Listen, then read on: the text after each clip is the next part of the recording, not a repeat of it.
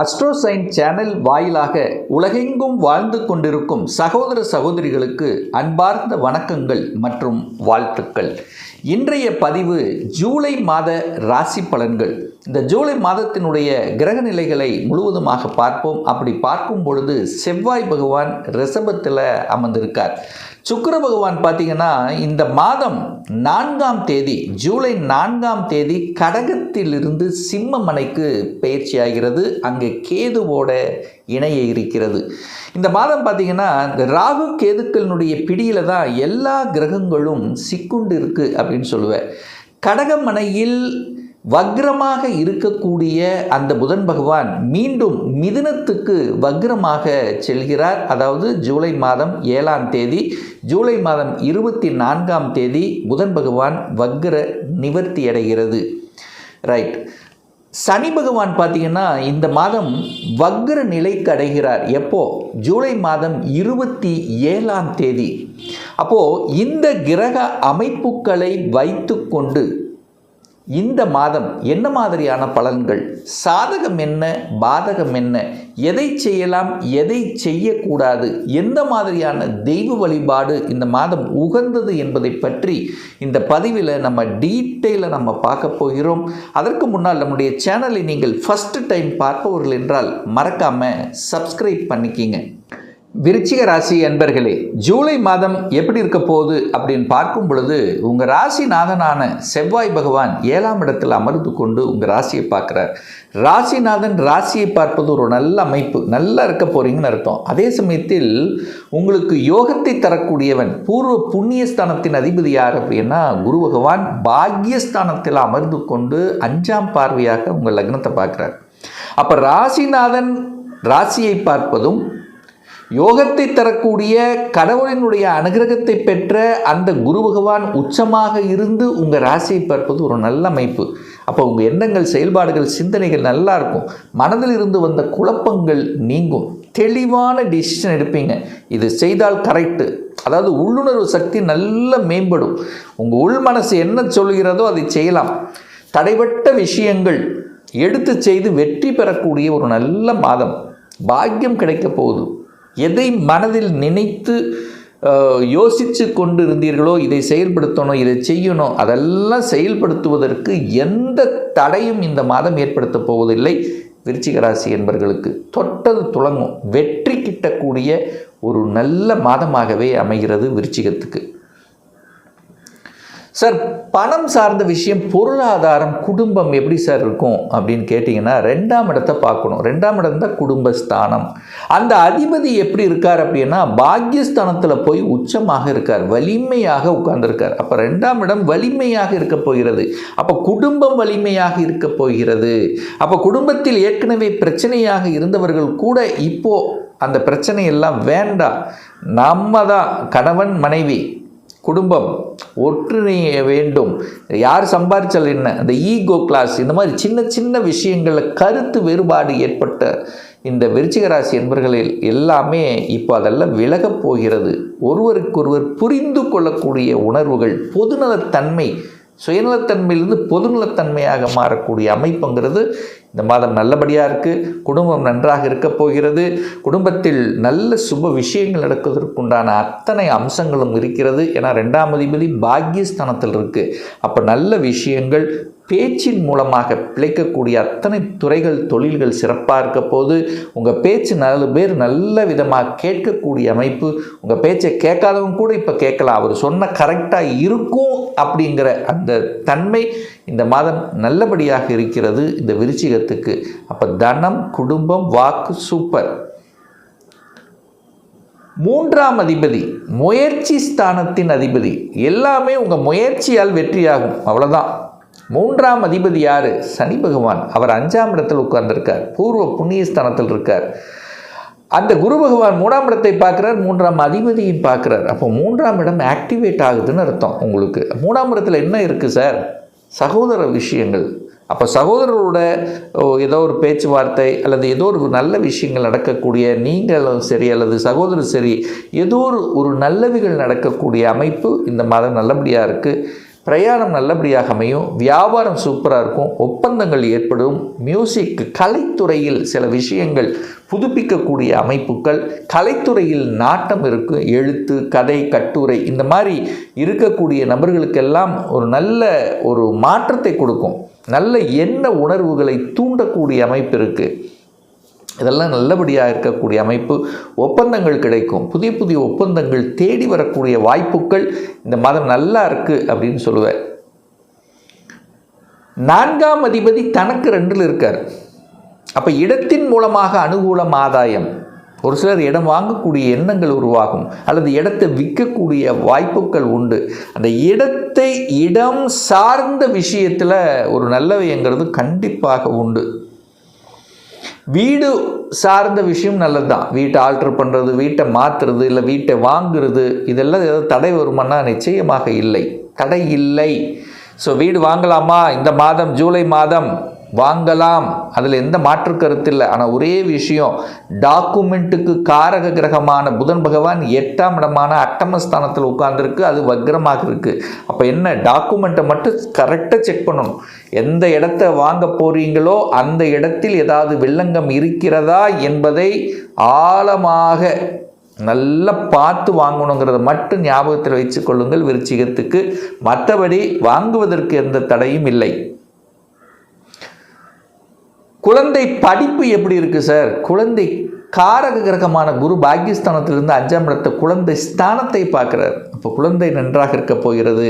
குழந்தை சார்ந்த விஷயத்திலிருந்து வந்த தடைபட்ட விஷயங்கள் விலகப் போகிறது. குழந்தைகள் படிப்பு நல்லா இருக்க போகுது. குழந்தைகளுக்கு ஆசைப்பட்ட விஷயத்தை எல்லாம் பூர்த்தி பண்ண போகிறீங்க. என்ன படிக்கணும்னு உங்களை கேட்டுட்டு இருந்ததோ அந்த படிப்பு கிடைக்க போகிறது. அப்போ படிப்பு சார்ந்த விஷயங்கள் நல்லா இருக்குது. ஏதாவது அந்த படிப்பில் ஒரு அரியர் விழுந்துச்சு, இது பிளேஸ் ஆகாமல் இருக்குது, ஏதோ ஒரு தடை இருந்தால் இப்போ அதெல்லாம் விலகப் போகிறது. தன்னம்பிக்கை கொடுக்கும், பார்த்துடலாம், ஜெயிச்சிடலாம், அந்த எண்ண உணர்வுகளை கொடுக்கக்கூடிய அமைப்பு இருக்குது. அதனால் படிப்பு விஷயத்தில் நீங்கள் கவலைப்பட போவதில்லை. குழந்தைகளோட கருத்து வேறுபாடு ஏற்பட்டவர்கள் கூட அதெல்லாம் அப்படியே விலகப் போகிறது. அதே சமயத்தில் குழந்தைகள் வெளியூரில் வெளி மாநிலத்தில் போய் படிக்கக்கூடிய அமைப்புகளும் இந்த மாதம் இருக்கிறது. உயர்கல்வி செல்வதற்குண்டான வாய்ப்புகள் இருக்குது. யூஜி முடித்து ஒரு வருஷம் பிரேக் ஆனவங்க கூட இப்போ ஏன் பிஜி படிக்கக்கூடாதுங்கிற எண்ணத்தை தோற்றுவிக்கக்கூடிய அமைப்பு இந்த மாதம் நல்லபடியாக இருக்கிறது. அதே சமயத்தில் பார்த்திங்கன்னா குலதெய்வ அருள் பரிபூர்ணமாக கிட்டும். ஒரு தடவை இந்த மாதம் குலதெய்வத்துக்கு சென்று வாருங்கள், எல்லாமே நல்லதாக நடக்கும், அதில் மாற்று கருத்து என்பது இல்லை. 7ஆம் அதிபதி திருமணஸ்தானத்தின் அதிபதியாக இருக்கக்கூடியவர் சுக்கிரன் போய் இப்போ 10ஆம் இடத்தில் உட்கார்ந்துருக்கார். அப்போது திருமணம் உண்டு, திருமணத்தில் தடை இல்லை. அங்கே கேது இருக்குது, சின்ன சின்ன குழப்பங்கள் பிரச்சனைகள் வந்தாலும் பெரிய பாதிப்பு என்பது இல்லை. கலத்திரக்காரகனோட கேது இருக்கிறதுனால கணவன் மனைவிக்குள்ள ஒரு சின்ன சின்ன மிஸ் அண்டர்ஸ்ட் வருவதற்கு யார் காரணமாக இருப்பாங்க அப்படின்னா அந்நியர்கள் வெளியிருந்து. அப்போ உங்கள் குடும்ப விஷயத்தை மற்றவர்களுக்கு பகிர வேண்டாம். அது மற்றவர்களுடைய குறுக்கீடு உங்கள் குடும்ப விஷயத்துக்கு வராமல் பார்த்து கொண்டாலே போதும். மற்றபடி எந்த பிரச்சனையும் ஏற்படுத்த போவதில்லை. சூரியன் 8ல் இருக்குது. ஒரு சிலருக்கு உஷ்ணம் சார்ந்த விஷயங்கள், தலைவலி, அதே சமயத்தில் எலும்பு சம்பந்தப்பட்ட நரம்பு சம்பந்தப்பட்ட சின்ன சின்ன தொந்தரவுகள் ஒரு சிலருக்கு ஏற்கனவே இருக்கிறவங்களுக்கு கொஞ்சம் கவனம் எடுத்துக்கணுங்கிறத ஞாபகத்தில் வச்சுக்கோங்க. அதே இந்த சூரியன் பார்த்திங்கன்னா 9ஆம் இடத்துக்கு குருவோடு சேரப்போகிறார். அரசில் தடை இருந்தது, அரசு காரியங்களில் வெற்றி அடையாமல் இருக்குது, அரசில் பணிபுரிபவர்களுக்கு ஒரு ப்ரமோஷன், இடமாற்றம், இதெல்லாம் தடை ஏற்படுது. ஸோ இந்த மாதிரி எல்லாம் இருக்கின்றவர்களுக்கெல்லாம் இந்த மாதம் ஜூலை 17ஆம் தேதிக்கு அப்புறம் அந்த தடையெல்லாம் விலகப் போகிறது. டக்கு நடக்கப் போகுது. அரசாங்கத்தின் மூலமாக அனுகூலங்கள், ஆதாயம் உண்டு. பெரிய மனிதர்களின் தொடர்புகளை கொடுக்கும். ஏன்னா குருவோட சூரியன் இணையப் போகுது. குரு சூரியன் இணைஞ்சாலே அங்கே ஒரு நல்லது நடக்க போகுதுன்னு அர்த்தம். தலைமை பண்பு ஒரு சிலருக்கு கிடைக்கும். ஏன்னா 10ஆம் அதிபதி தான் சூரியன். இப்போ தலைமை பண்பு கிடைக்கக்கூடிய அமைப்பு நிச்சயமாக உண்டு. ஆனால் ஒரே ஒரு விஷயம், புதன்னா மாமன் வகையாரில் உறவுகளில் மாமன் வகையார் சார்ந்த விஷயத்தில் மட்டும் கொஞ்சம் கரெக்டாக இருந்துக்கிறது நல்லது. 11ஆம் அதிபதி 8ஆம் இடத்தில் உட்கார்ந்துருக்கார். அப்போ திடீர் அதிர்ஷ்ட வாய்ப்புகள் உண்டு. அப்போ திடீர் அதிர்ஷ்டம் எங்கே இருக்குது? ஒரு சிலருக்கு ஷேரில் வரலாம், ஒரு சிலருக்கு இன்சூரன்ஸ் போட்ட பணம் எப்போ போட்ட பணம் வரலாம், அல்லது கொடுத்த பணம் ரொம்ப நாளாக வராமல் இருக்குன்னு ஏதோ ரிட்டர்ன் வரக்கூடிய வாய்ப்புகள், இப்படி திடீர் அதிர்ஷ்ட வாய்ப்புகளும் உண்டு. வேலை இல்லாதவர்களுக்கு வேலை டக்குன்னு கிடச்சிரும். உங்களுடைய ஸ்டேட்டஸுக்கு தகுந்த மாதிரி நீங்கள் என்ன படித்திருக்கிறீர்களோ படிப்புக்குண்டான வேலை, ஏற்கனவே ஏதோ ஒரு வகையில் வேலை விட்டவர்கள் இந்த மாதம் வேலை கிடைப்பதற்குண்டான சாத்தியக்கூறுகள் பரிபூர்ணமாக இருக்கிறது அப்படின்னு சொல்லுவேன். ஸோ ஆக மொத்தம் இந்த மாதம் குருவின் உச்ச பலத்தால், குருவின் தயவால் நல்லது நடக்கக்கூடிய, நல்ல மாற்றங்களை கொடுக்கக்கூடிய, என்னென்ன மாற்றம்? வேலை மாற்றம், உத்தியோக மாற்றம், தொழில் மாற்றம். ஒரு சிலருக்கு தொழில், இதுவரைக்கும் வேலையில் இருந்தவங்க சொந்த தொழிலுக்கு செல்லலாம் என்கின்ற உணர்வுகளும் கொடுக்கும். ஆனால் என்ன, இந்த விருச்சிகத்துக்கு கொஞ்சம் கன்ஃபியூஷன் இருக்கும். அப்பப்போ செய்யலாமா வேண்டாமா, அது செய்யலாமா இது செய்யலாம். பட் இந்த மாதம் தெளிவாக யோசிப்பீங்க, தெளிவாக டிசிஷன் எடுக்கக்கூடிய அமைப்புகள் பரிபூர்ணமாக இருக்கிறது. சார், நல்ல தெய்வ வழிபாடு இந்த மாதம் என்னென்ன?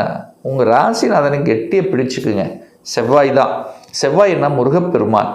எப்பெல்லாம் மனசு ஒரு மாதிரி கஷ்டமாக இருக்குது, மனசில் ஒரு குழப்பம் இருக்குது, தான் நினைக்கிறது நடக்கலை, ஸோ இந்த மாதிரி மனசு எப்பெல்லாம் வருத்தப்படுகிறதோ, ஸோ அப்பெல்லாம் முருகப்பெருமானை வழிபட்டாலே உங்களுக்கு அனைத்து விதத்திலும் நன்மை நடக்குங்கிறதுல எந்தவித மாற்று கருத்தும் கிடையாது.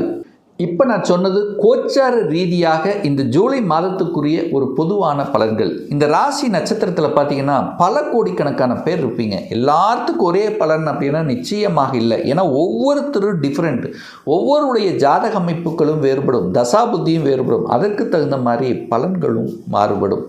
ஒரு துல்லிய பலன், உங்கள் ஜாதகத்தில் கிரகங்கள் எப்படி இருக்குது, என்ன ஆதிபத்தியத்தில் இருக்குது, எந்த டிகிரியில் இருக்குது, இப்போ நடப்பு தசாநாதன், புத்திநாதன், அந்தரநாதன், சூட்சமநாதன் எப்படி இருக்குது என்பதை பொறுத்து நீங்கள் கேட்கக்கூடிய எந்த கேள்வியாக இருந்தாலும் சரி, இந்த வருடம் சொந்த தொழில் செய்வதற்குண்டான விதி கொடுப்பினை இருக்கா, அப்படி இருக்கக்கூடிய பட்சத்தில் எப்போ நம்ம சொந்த தொழிலை ஆரம்பிக்கலாம், எப்போ இந்த வருடம் 2026 திருமணம் நடக்கும், எப்போ எனக்கு இடமாற்றம் கிடைக்கும், எப்போ எனக்கு ப்ரமோஷன் கிடைக்கும், எப்போ குழந்தை பாக்கியம் கிடைக்கும், எந்த கோர்ஸ் எடுத்து படித்தா நம்முடைய ஃப்யூச்சர் நன்றாக இருக்கும், இது போன்ற கேள்விகளுக்கு துல்லியமான பதிலை நம்மால் கூற முடியும். ஒரு பர்சனல் கன்சல்டேஷன் எடுத்துக்கணும், ஒரு சுயஜாதகம் பார்க்கணும் என்று விருப்பப்படக்கூடிய அன்பர்கள் டிஸ்பிளே தெரியக்கூடிய நம்பருக்கு வாட்ஸ்அப் மூலமாகவோ ஃபோன் கால் மூலமாகவோ தொடர்பு கொண்டு நேரடியாகவோ அல்லது ஆன்லைன் மூலமாகவோ அப்பாயின்மெண்ட் பெற்றுக்கொண்டு கன்சல்டேஷன் எடுத்துக்கலாம். நம்முடைய அலுவலகம் கோயம்புத்தூரில் அமைந்துள்ளது. அதாவது கோயம்புத்தூரிலிருந்து மேட்டுப்பாளையம் செல்லும் வழியில் வெள்ளக்கிணறு பிரிவுக்கு பக்கத்தில், அதாவது அன்னபூர்ணா ஹோட்டலுக்கு அருகாமையில் அமைந்துள்ளது. பிரியர் அப்பாயின்மெண்ட் வாங்கிட்டு நேரடியாக கன்சல்டேஷன் எடுத்துக்கலாம். நிச்சயமாக இந்த பதிவு ஏதாவது ஒரு ரூபத்தில் உங்களுக்கு யூஸ்ஃபுல்லாக இருக்குங்கிறதுல எந்தவித மாற்று கருத்தும் கிடையாது. இந்த ராசி நட்சத்திர நேயர்கள் அனைவரும் வாழ்க வளர்க வளம் பெறுக என்று எனது வாழ்த்தினை தெரிவித்து கொண்டு விடை பெறுகிறேன். நன்றி, வணக்கம், வாழ்த்துக்கள்.